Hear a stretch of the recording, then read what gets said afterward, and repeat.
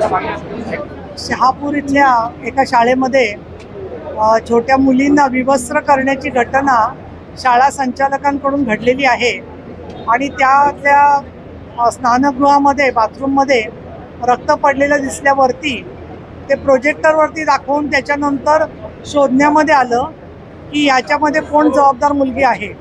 खरं तर संवेदनहीनतेचा पूर्णपणाने भयंकर असं उदाहरण आहे.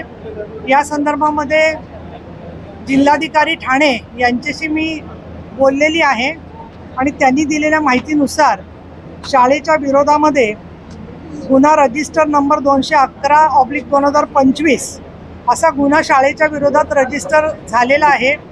एवढी मोठी घटना होऊन सुद्धा काहीच घडलेलं नाही असं जे काही ठिकाणी बातम्यांमध्ये येत आहे. तर त्या संदर्भामध्ये माझ्याकडे जी विधान परिषदेची उपसभापती म्हणून आलेली माहिती आहे आणि ज्याच्यावर